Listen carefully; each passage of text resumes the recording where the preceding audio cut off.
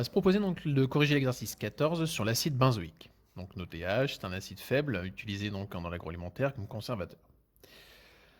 Écrire donc l'équation de la réaction de l'acide benzoïque avec l'eau, donner l'expression de la constante d'acidité et calculer le rapport à l'équilibre, sachant qu'on connaît le pH. Donc on a le pK qui vaut 4,2. Eh bien, c'est parti. Alors, on demande donc l'équation de la réaction, puisqu'on écrit AH, c'est-à-dire que c'est un acide au sens de Bronsted, donc il est capable de libérer du H+ dans l'eau, qui fabriquera donc le ion oxonium. Donc si cet acide rencontre l'eau, son état liquide, il y aura donc un équilibre, d'où la double flèche, donc le signe égal. On a donc A-, donc la base conjuguée, plus le ion oxonium, H3+, qui sera mis ici. On veut donc donner l'expression de la constante d'acidité, le K, sachant que la constante d'acidité, ce n'est ni plus ni moins que le quotient de réaction à l'état d'équilibre. Donc c'est le rapport de multiplication des concentrations de produits. Comme les quotients stoichiométriques valent 1, donc on a des puissances 1, sur la multiplication des concentrations des produits. Mais ici, comme on a donc de l'eau, on écrit donc C0, sachant que C0 vaudra 1 mol litre moins 1, en référence pour l'eau solvant. Il est question alors de calculer le rapport de la concentration à H par 1-. Donc si on fait une inversion mathématique assez simple, A- par AH, AH par 1-, donc on fait passer AH en haut, A- en bas, donc le K va descendre. On va donc avoir les H3O+, en concentration, divisé par K. Et on sait que le pH vaut 3,48. Eh bien, on reprend la formule du pH, à savoir que pH égale moins log de la concentration des H3O+, sur C0, encore une fois, avec la valeur de 1, ce qui amène à dire que la concentration des H3O+, est égale à 10 puissance moins pH. Alors, cette fois-ci, on enlève le C0 qui nous embête dans cette écriture longue et lourde. Donc ici, on fait le calcul de 10 puissance moins 3,48, divisé par le K qui vaut donc 10 puissance moins 4,2, puisque pour la même raison qu'un pK, c'est donc moins un log de K. Et donc un K, c'est 10 puissance moins pK. Et donc si on fait bien ce calcul-là, on a 10 puissance 0,72. Alors, petite correction, donc l'exercice 17 sur l'acide butyrique, qu'on appelle aussi l'acide butanoïque. Molécule qu'on peut trouver donc dans le beurre rance parmesan. C'est l'odeur forte et désagréable. Écrire la formule semi-développée de l'acide butanoïque. Donc butanoïque, c'est-à-dire qu'on a donc 1, 2, 3, 4 carbones dans la chaîne principale. 1, 2, 3, 4.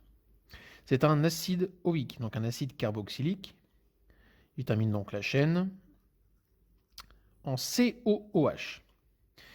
Il n'y a rien d'autre dans le nom, il n'y a pas donc d'éléments ajoutés, ce qui veut dire qu'on complète l'écriture de la molécule avec des H, comme ici. Écrire l'équation de la réaction de l'acide butanoïque avec l'eau. Alors, c'est-à-dire qu'il est capable de perdre le H au sens de Bronsted, qu'on va voir ici, c'est lui qui s'en va le plus facilement. Donc, du H3, CH2, CH2, COOH. Quand il rentre en contact avec de l'eau, eh bien, il donne du CH3, CH2, CH2, COO-, la base conjuguée, plus H3O+. Tracer le diagramme de prédominance du couple. Donc le diagramme de prédominance, c'est l'axe d'évolution pH métrique. Donc selon les couples, avec comme référence leur pK, donc à 4,81, pour lesquels on définit que l'acide, on va se permettre de le noter H, prédomine lorsque le pH est en dessous de 4,81 et qu'à partir de 81, il y a un état d'équilibre et qu'au-delà, c'est la base conjuguée, donc le CH3, CH2, CH2CO-, qui prédomine au-dessus de 4,81. Le pH de l'estomac n'est pas constant et lors d'une digestion idéale, il varie de 1,5 à 5. Donc précisez là où les formes adoptées par l'espèce chimique lors de ces phases de digestion. Donc lors des phases de digestion, eh bien, on va passer de la forme AH vers la forme A-, dès qu'on passe à 4,81, tout simplement. Si on corrige donc l'exercice 27 sur l'acide hypochlorite. Donc les ions hypochlorite, donc noté Cl-, entrent dans la composition de l'eau de Javel. Ils ont pour acide conjugué donc l'acide hypochloreux HClO en milieu aqueux. On a un diagramme de distribution, donc en relativement des pourcentages par rapport au pH. D'après le diagramme de distribution, déterminez le pH où la concentration d'HCl est égale à la concentration de Cl-, donc la concentration d'acide est ici, la concentration des Cl-, c'est celle-là. Donc le seul endroit où les concentrations sont égales, c'est ici. Donc si on regarde un petit peu de manière très grossière, on a un pH qui vaut dans les 7,2. Ça serait acceptable. On déduire le pK du couple HClO-Cl-. Et bien puisqu'on est donc à l'équilibre pour les espèces et qu'un pK, donc ça serait issu d'un K, donc on écrirait donc Cl-, H3O+, HClO. Si on sait que les concentrations à l'équilibre sont les mêmes, ça se simplifie en disant que finalement K égale H3O+. Donc si j'ai trouvé le pH, puisque on avait évoqué que moins log de K, je passerai donc à moins log d'H3O+, on se retrouve à pK égale pH. Donc 7,2 serait donc le pK. Attribuer chacune des courbes du diagramme, c'est ce qu'on a fait tout au début, on aurait même pu commencer par cela, puisqu'on voit que la quantité d'acide doit être consommée au fur et à mesure que le pH avance, et que plus le pH avance, plus je forme de base, donc je forme le couple base conjuguée, la partie base conjuguée du couple, le Cl-. Déterminer le pH pour lequel on a HClO qui est égal à 2 fois Cl-. Eh bien, on pose dans le calcul du K cette formule, donc c'est-à-dire qu'on a donc Cl- pour H3O+, oups, on voit plus, qui se divise donc par 2 fois les concentrations des Cl-. Ça va se simplifier, donc je cherche à déterminer un pH, donc des concentrations d'H3O+, qui se donc à 2 pK. Alors je vais terminer l'exercice au-dessus parce que je me suis un peu mal organisé. Mais les H3O+, en concentration, ça sera donc 2 fois le K. Donc si on a 2 fois le K et qu'on cherche le pH, on est donc à moins log de 2K. Ce qui amène grossièrement, en application numérique, à avoir un pH qui vaut à peu près 6,9. Alors correction de l'exercice 28 sur l'aspirine, qui est un acide faible dans l'eau, on appelle aussi acide acétylsalicylique, donc noté AH. On dissout un comprimé de 500 mg d'aspirine dans un verre de 25 centilitres. Déterminer la concentration C en soluté apportée. On a aussi donc les masses volumiques, on a le pK du couple. Écrire l'équation de la réaction de l'acide acétylsalicylique avec l'eau, en déduire l'expression de la constante d'acidité. On cherchera donc avec le taux d'avancement à exprimer les concentrations, à établir le taux de dissociation, et on pourra déterminer donc la forme sous laquelle on trouve l'acide acétylsalicylique dans le verre. Donc on cherche donc la concentration C en soluté apportée. Donc puisqu'on cherche une concentration, on va donc avoir la formule de N sur V à rechercher. On n'a pas le nombre de moles, mais on connaît la masse, donc il faut extraire cette information, c'est-à-dire que ces petits m sont grands m pour le nombre de moles par le volume, qu'on peut simplifier en écriture en disant que c'est la masse sur la masse molaire fois le volume. On fait l'application numérique, donc moyennant la masse des 500 mg, les 180,2 g mol -1 et les 25 centilitres, sans oublier effectivement de faire les bonnes conversions d'unités, on a une concentration qui fait 1,11 10 puissance moins 2 mol litre moins 1. Question nous demande d'écrire l'équation de la réaction entre l'acide acétylsalicylique avec l'eau et en déduire l'expression de la constante d'acidité.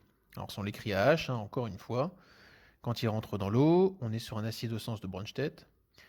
Donc on a un équilibre, on forme la base conjuguée, donc avec une charge moins, plus le ion oxonium, H3O+, en milieu aqueux.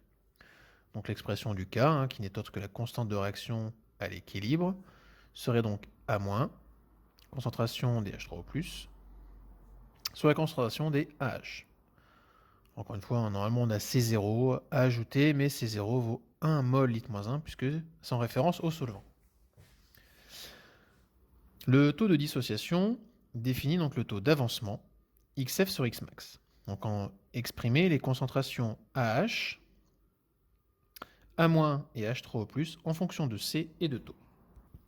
Donc si on avait traduit cela avec un tableau d'avancement, on se serait aperçu que la concentration des H3O+, elle est égale à la concentration des A-, puisqu'on a une production de 1 pour 1 en coefficient stoichiométrique.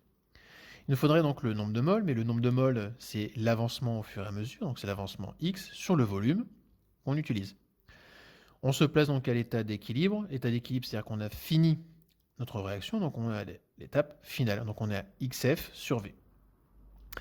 Puisqu'il faut donc le faire en fonction de taux, et que taux fait apparaître Xmax. Dans mon calcul, on prend le temps donc d'introduire Xmax en mettant Xmax au numérateur et au dénominateur. Ce qui est à observer, c'est que Xmax sur V, ici, ça correspond à une chose intéressante, c'est l'avancement maximal, c'est-à-dire tout ce que j'aurais pu produire au milieu de la réaction. Et au milieu de la réaction, c'est AH qui disparaît totalement. J'aurais dû obtenir 0.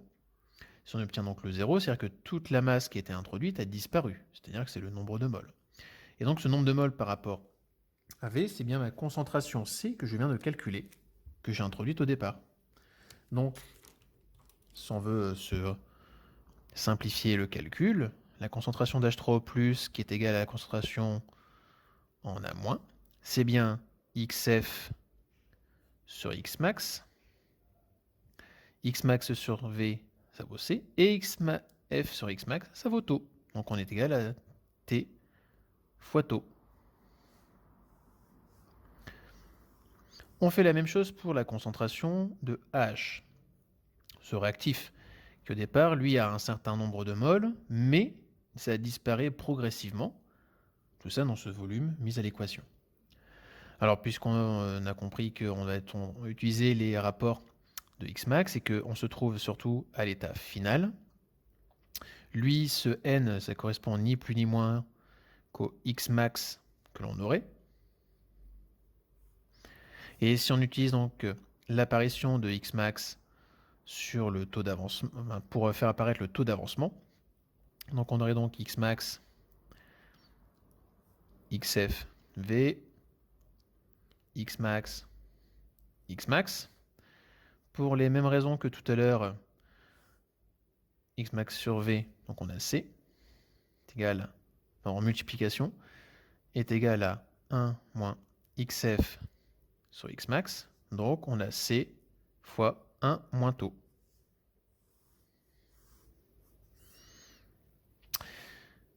Établir donc que le taux de dissociation peut être calculé sous une équation du second ordre. Le seul moyen, c'est d'utiliser ce qu'on appelle la constante d'acidité, K, puisque le K apparaît dans mon calcul, où effectivement, A- par H3O+, des concentrations qui sont égales, c'est comme si j'écrivais H3O+ carré, divisé par AH. Donc,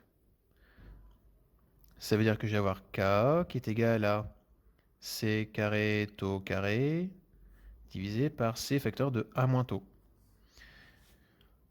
J'ai bien du taux carré, taux K. Eh bien, j'ai plus qu'à le mettre sous équation mathématique du second ordre. Donc, on a K fois 1 moins taux, puisqu'on va se permettre tout de suite de simplifier ces dénominateurs et la puissance 2, est égal à C taux carré. Donc, C taux carré, on a donc moins K taux. Ça passe de l'autre côté, plus K taux. Plus K, donc moins K, égale 0. Et on retrouve bien l'équation du second degré à résoudre. Calculer taux puis le pH de la solution. Donc là, on a les programmes de discriminants. d'accord, qui vont permettre de calculer delta. Et les delta vont nous proposer deux solutions, c'est taux 1 et taux 2. Donc une seule des deux est une valeur positive. Donc on retient que cette valeur-là, taux 1, vaut donc à peu près 0,18 en taux d'avancement. Ça permet donc d'en déduire le pH et de déterminer sous quelle forme l'acide d'acétyl salicylique sera dans le verre. Puisqu'on a donc 0,18 à multiplier par rapport à la concentration calculée précédemment, de manière à retrouver la concentration d'H3O+. Donc on sait que la concentration en H3O+, sera donc d'à peu près 2,10-3 mol litre -1. Et donc si on applique effectivement le moins log de ce résultat, c'est-à-dire moins log de 2 10 puissance moins 3, on obtient un pH qui vaut à peu près 2,7. Donc 2,7, comme on est très en dessous du pK, donc la forme sur laquelle prédomine, c'est la forme d'acide acétyl salicylique. On est sous la forme acide dans le verre.